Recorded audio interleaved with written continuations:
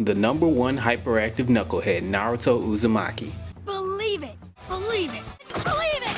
Believe it! Believe it! Naruto had dreams of becoming Hokage, the leader of the village, so he can gain his respect. Only one problem.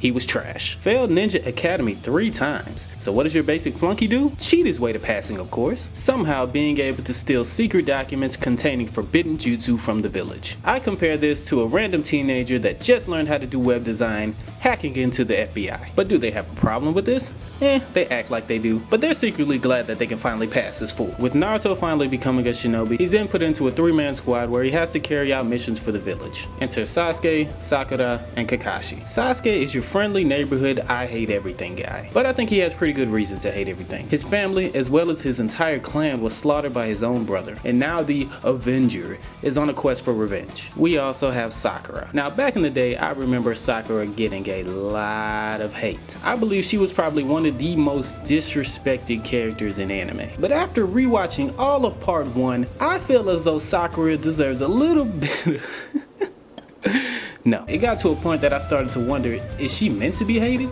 I want to help you, but I.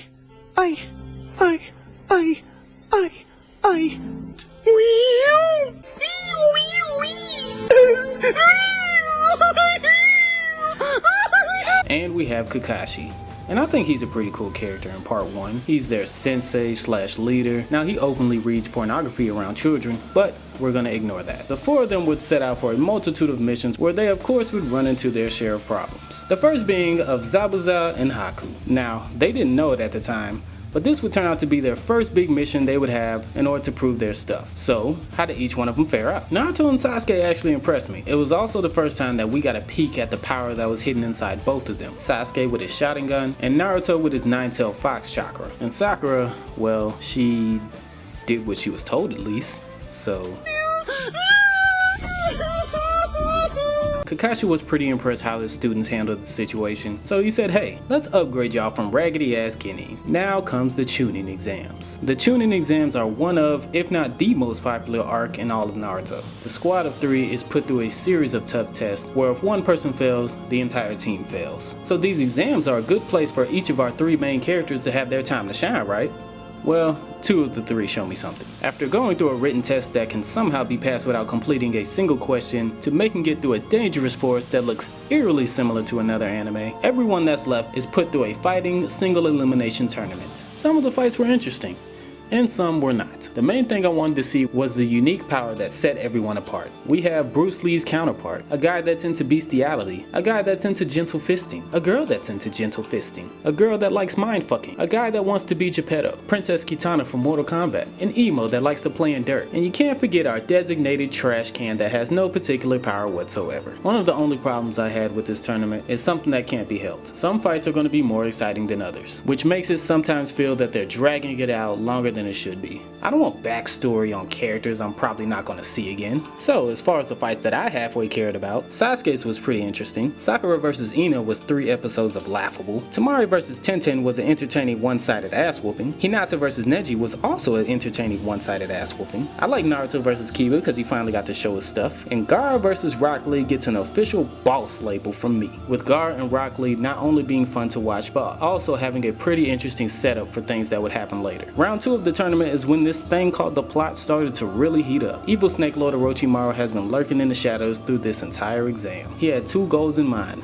One was to destroy the Leaf Village, the other was to capture Sasuke and use his body for his own personal reasons, if you know what I mean. Sasuke had already ran into him once before in the forest without really knowing, and Orochimaru gave him a pretty noticeable hickey before departing. And this hickey on his neck would be the point where things start to spiral downhill for Sasuke. But back to round 2 where the tension started to pick up. Sasuke eventually shows up fashionably late so he can have his bout with Gaara. He gets to show off all the new tricks he's learned, which includes turning his hand into a bird chirping sparkler. Gaara is finally realizing he has never fought a foe so powerful because now he's sounding like a girl who just had her first period.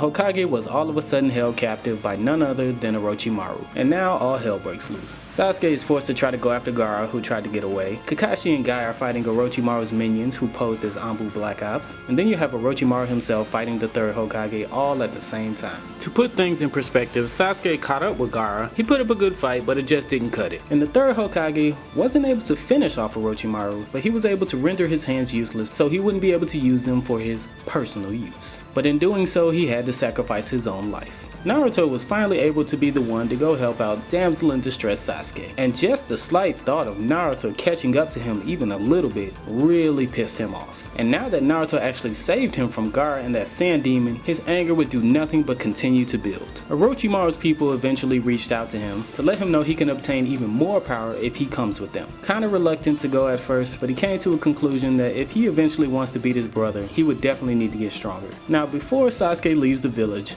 Sakura makes one last desperate attempt to stop him from making a mistake. Now it's getting closer and closer towards the end of part 1, and I have yet to see Sakura do a damn thing. Now this is her chance. Can she talk some sense into Sasuke? Can she do it? Oh, by the way, in the downtime since the third Hokage was killed, a new Hokage was picked in Lady Tsunade. She's hot-headed with a crooked gambling problem, but who wouldn't want that in a leader running your village? Tsunade sends out a group in order to go get Sasuke back. Led by Shikamaru, Naruto, Neji, Choji, and Kiba were off on this retrieval mission. Each member that set off on the mission had to fight to the brink of death. I find it interesting that no one died from these fights. Yeah, you kinda think I didn't really want this character to die to begin with, but I still don't like the fact of being led on. Naruto is finally able to catch up with Sasuke by himself, and ladies and gentlemen, you get the Royal Rumble match you've finally been waiting on. My God, look at him go! He's possessed! Good grief! God's sakes! What's going to happen here? A disclaimer to watching this: I skipped every single filler episode. What I like is that Naruto still has the enjoyment that I had when I was watching it when I was younger. Now, of course, it still has its flaws, and some things kind of drag out, but if you scratch all the filler and just watch it as a whole, the show is very enjoyable. So as a whole, that has me awarding Naruto with 4.2 out of 5.